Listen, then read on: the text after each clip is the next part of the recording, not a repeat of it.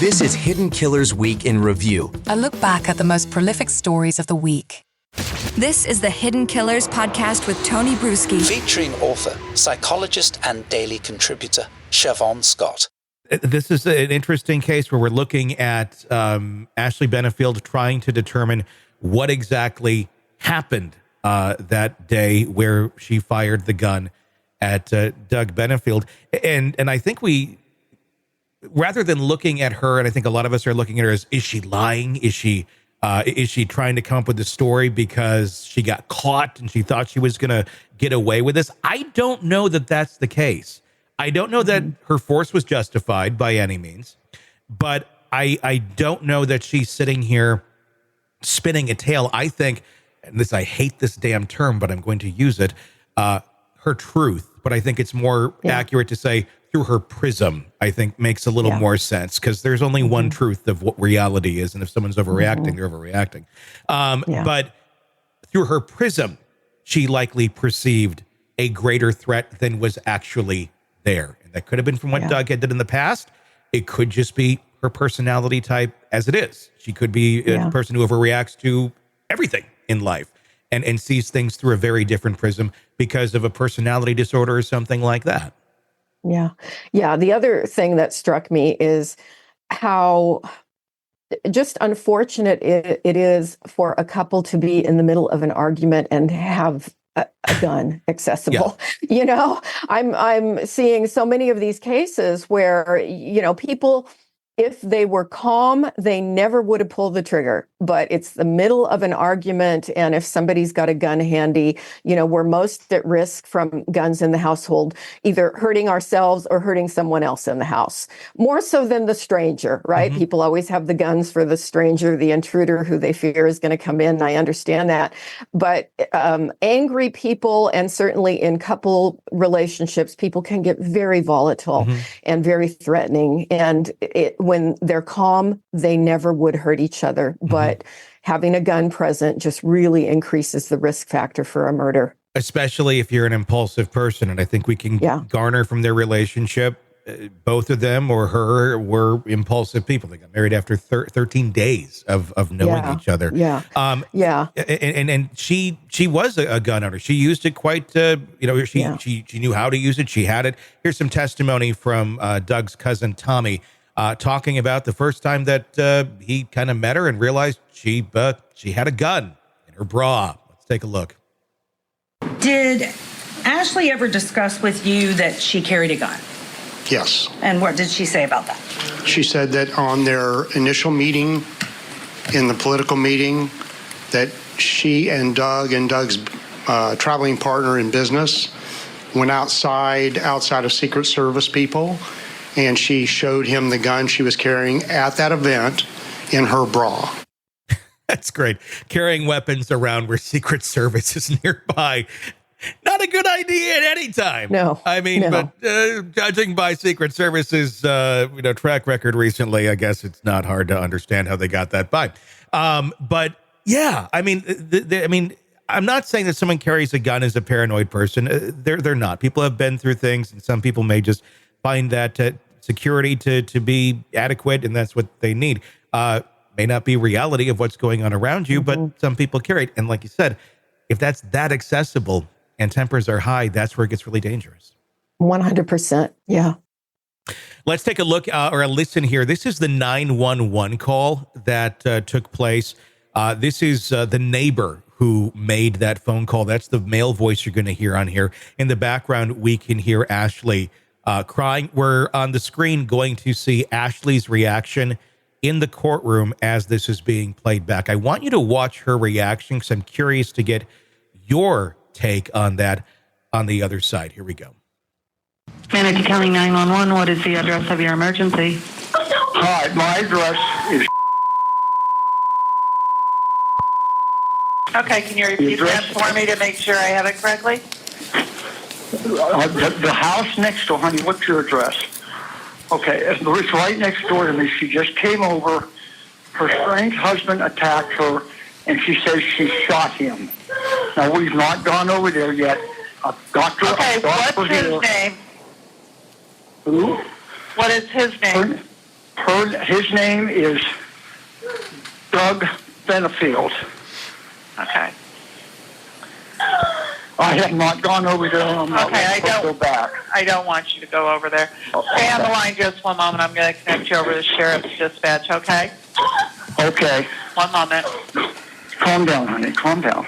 She's with me now, quite upset. The weapon is here. Yeah. You want me to go over and look at anything, or just wait for the... No, I want you to just wait for the police, okay? All right, if you could just get them here quick. She came in, she was quite hysterical. I didn't know who was banging on my door. Said that he attacked her, and she shot him. Okay. I'm just getting that all on the screen, okay? Okay. I know, honey. Come on, calm down. I know. Go ahead, ma'am. Where is the gun? Is it with her, or is it just... I have it right here, ma'am. It's sitting on the floor inside the door. My door's locked, so in case he isn't, he can't get up. I'm also armed if he does come over and try to harm her, just so everybody knows. Okay. I'm kind of concerned with her mother and the little girl might get back there and find this whatever happened. Don't go out there, honey. Come on. I know. Come on, honey. Sit down. Sit down. I know. Yeah.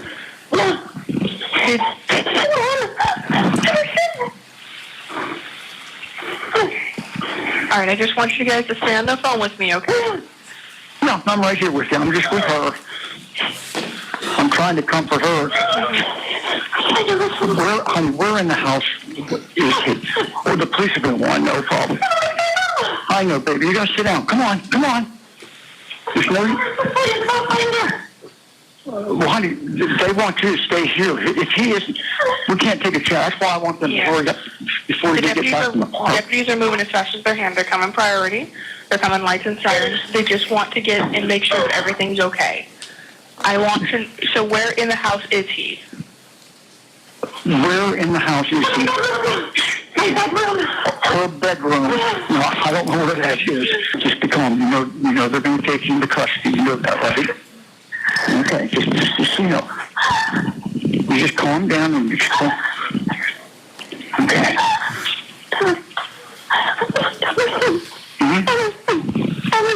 I know.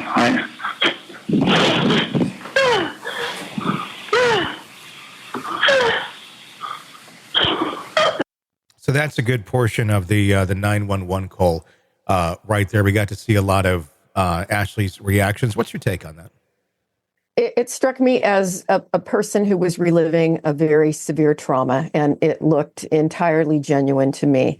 Could a person have faked her reaction in court to that extent, for that long? I watching her throughout the hours that went on yesterday, I was able to catch it here and there. And her responses always looked very, very genuine. This is a very difficult trial for her, clearly. And, it really, in my gut, tipped the scales toward believing her. Yeah.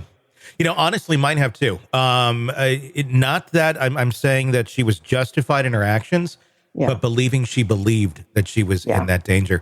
And when someone is in that sort of state, are they responsible then for what they did? I mean, are they criminally responsible for what they did? If it is a reaction, if it is battered spouse syndrome, if there is some sort of disorder or mental illness going on here, that would make someone through their prism believe that this is what's happening. I mean, granted, we have heard the stories of her testimony to previous judges claiming abuse and other things in the child custody. And the court has said, we don't believe you. Not one scintilla of truth.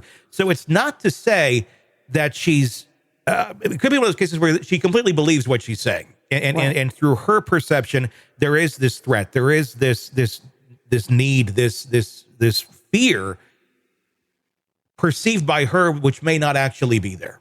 And that's, again, her truth through that prism. But if it's not the truth, that there really isn't a threat, but she's believing there's a threat and she acts on her own emotions, which may be out of line or which may be not consistent with reality, is she culpable for his murder then? Yeah. I've seen juries go both ways with that, and it just depends. We don't know.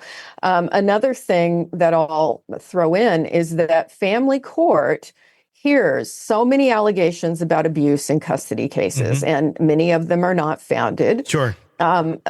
But there's a significant percentage of cases where judges get it wrong. Yeah. Oh, yeah. And we know that when women ask for restraining orders, the judges deny the restraining orders, and then they're shot dead later on. Oftentimes, yes. We see it all the time. Yeah. All the time. So judges can get it wrong. I completely agree with that.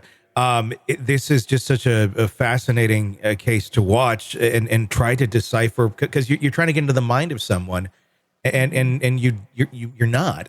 What I'm surprised we haven't seen yet, and I'm wondering if we will see, because this case is going very fast. If we're going to see any sort of digital evidence here, if we're going to see what's going on in texts between mom and daughter, or between Ashley and whoever it may be. Yeah. What that is going to reveal. Is it going to reveal some sort of nefarious plot, or is it going to reveal someone who is very scared and very nervous and doesn't maybe necessarily have a handle on what reality is, but her perception and her fears and her trauma make her fear that something is far greater than it may actually be. And if that's what you're believing, you're going to react in that way. So it is more understandable. We'll have to keep watching to see how this all plays out. But I agree. This is why we have trials. This is why we don't just go off of the evidence at the beginning and go, here's where it's all going to end. Because at the beginning of this, I was very much more, I think she's kind of making this up, but I'm trying to understand it in her shoes a little bit more. And I'm seeing it and I'm understanding it better, going, okay, I think the truth lies somewhere in the middle of everything.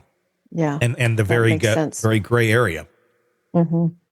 Want more of the podcast without the ads? Then hit subscribe to the True Crime Today Premium Plus channel on Apple Podcasts. Try it now for 3 days, absolutely free. You'll get access to all of our extended advance ad-free episodes instantly, so you can binge without the break. True Crime Today Premium Plus. Search and subscribe now on Apple Podcasts.